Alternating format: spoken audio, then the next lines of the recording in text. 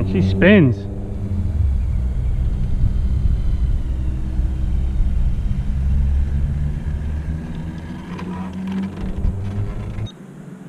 .25. So 2.5 at 41. The mile an hour is completely different than this one. This one's saying over 50. This one is saying 41. So I think the mile an hour is probably a little wonky. But 2.5. You see that? 2.588.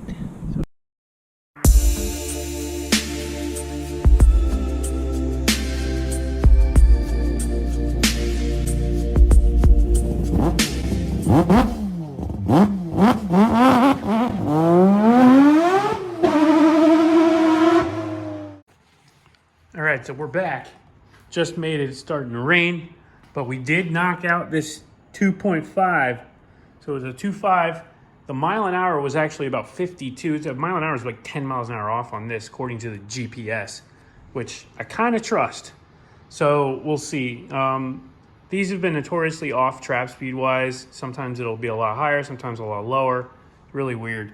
But either way, 52 miles an hour was the speed that we saw. That was a 2.588. I trust the timing because you can't really screw that up. And again, I think it's got a lot more in it as far as ET goes. Mile an hour, I think we're pretty much tapped out. But these tires, they do really well, but I don't sauce them at all. A lot of people put tire sauce, traction compound on them, even in the no prep racing, which is fine. I mean, you're not prepping the street. That's the point of no prep. But I took it one step further and didn't even prep the tires, which a lot of people do. So I'm pretty happy with that run. That's a pretty healthy run, I think, for the Traxxas Drag Slash.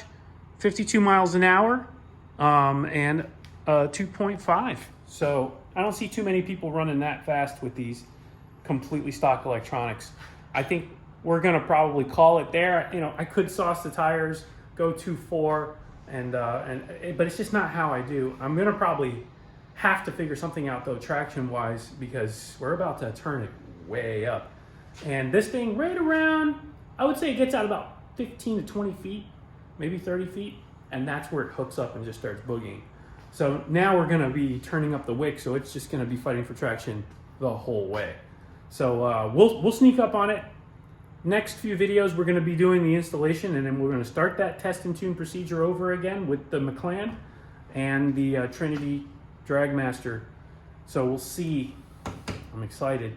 This little thing is so much fun. And I didn't even crash it. Had a close call.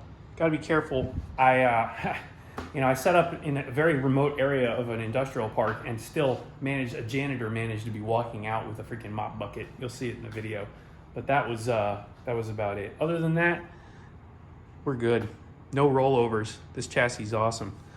So hopefully you guys are enjoying this. I'm really enjoying making these videos. And I got something cool too. Check this out.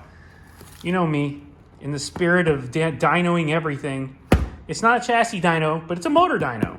So it's a motor dyno for the RC car motors. So we're going to be testing these motors. We're going to see just how they stack up against each other, because we'll probably end up testing a few.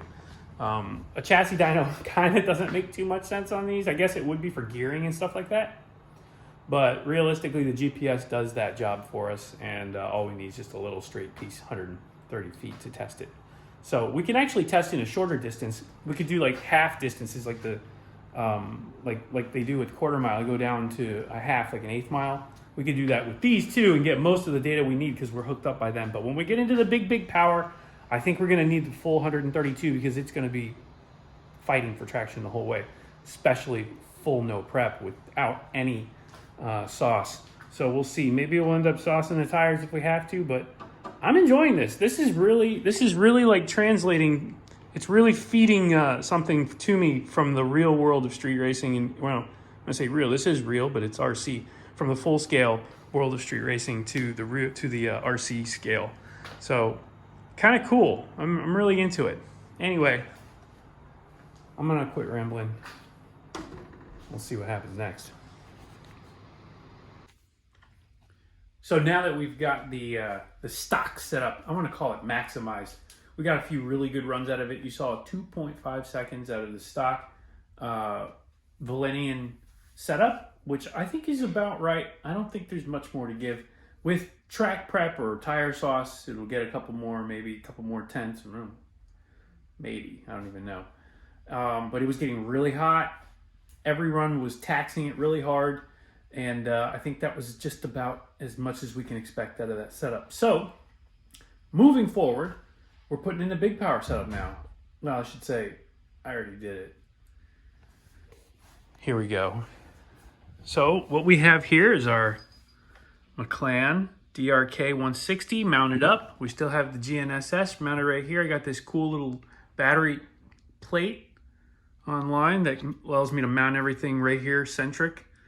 And it'll get that center of mass closer to the middle. That'll help with rotation and things like that, so it won't be quite as out of control. But as you guys saw, we were making passes, so it wasn't too bad anyway. We've got the Trinity Drag Master mounted up, soldered directly to the ESC leads. It's a sensored motor, so it's going to be nice and smooth on startup. And this is also a 4-turn motor, so even smoother. The DRK is really awesome. I already went into it with my laptop and set it up. We just go over here to ESC setup. And here's all of our settings right here. Really cool. We've got launch power control, 5 different stages. Timing-wise, everything's there. These are basic settings. I didn't adjust it yet or anything. I just set it up for what I think is going to be the closest. This is a low traction profile. We'll try it out. We'll see how it does. But either way, really cool. Connects right to a laptop. And if you've got the wireless app for it or the wireless link for it, you can actually connect directly with your phone. So I don't know, maybe we'll get that at some point. But either way, really cool. I'm excited about this. So we'll get started testing this. And in the meantime, also, I wanted to show you guys. I have to turn this off here. I'm going to show you guys something else too, really cool. We got the motor dyno, I'm going to call it, set up, the analyzer. And I'm going to do a test just to see. I already did a test on this motor and set it up, but I'll show you. I'm going to do a little test on the stock motor to compare it. We'll see what it does. So we got it set up here. This is a 4-pole motor. So you just set your setting for 4-pole, go right in here to volt kV test, and you can see you turn it up, and this is rated at 3500 kV, and that's what we're hitting. 3582, 29,000 RPM. We're pulling 3.6 amps, so a pretty efficient setup. It's not too bad. If you've got one of these, it's really not bad. It's not the super most powerful thing in the world, but man, I tell you, it can get the job done, as you guys can see. With the pretty stockish setup, we were able to pull some pretty good numbers. So that's the motor analyzer. I'm gonna call it the motor dyno for us. I think this is roughly 10 turns, maybe a little bit less, but it's roughly a 10-turn motor if you want to go by those ratings. So this one will be twice as powerful, if not a little more, especially with that bad boy at work. So next step, we're going to take it out. We're going to do some easy passes with it, lower power on takeoff, and see how it reacts going up top. I started off with a 22-tooth pinion. That was the original factory pinion. With this setup, it did about 40 miles an hour. Or no, less. It was about 35 miles an hour. So we're looking for like 70 miles an hour. So if all the math is right, we should be right in that range. But we'll see. Either way, we're going to creep up on it. We're not going to just jump straight to the fastest pass possible. So stay tuned, and we'll explore that avenue as we get to it. I'm on the road. So, as most of you know, that's usually a good thing. In this case, though, it's kind of a bad thing. My brand new McLaren DRK 160 has the unfortunate quality of being one of very few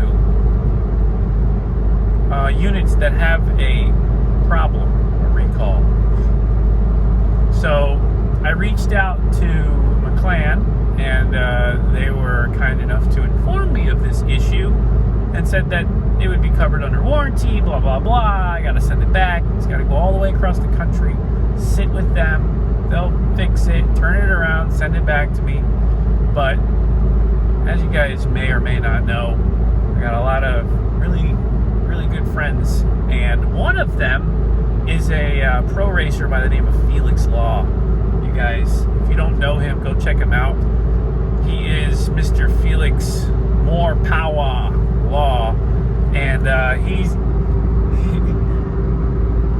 he had a DRK 160, and he was kind enough to let me borrow it. So I'm going to continue with the setup and continue with the project, and I'm going to send off mine to be replaced or repaired, and in the meantime we'll use Felix's.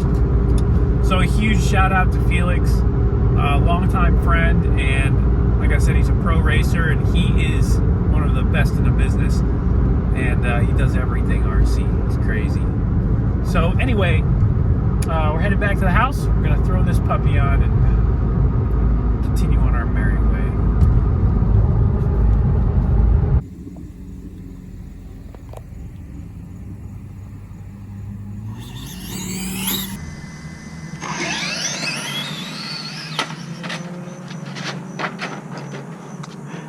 Boy, we flipped her there.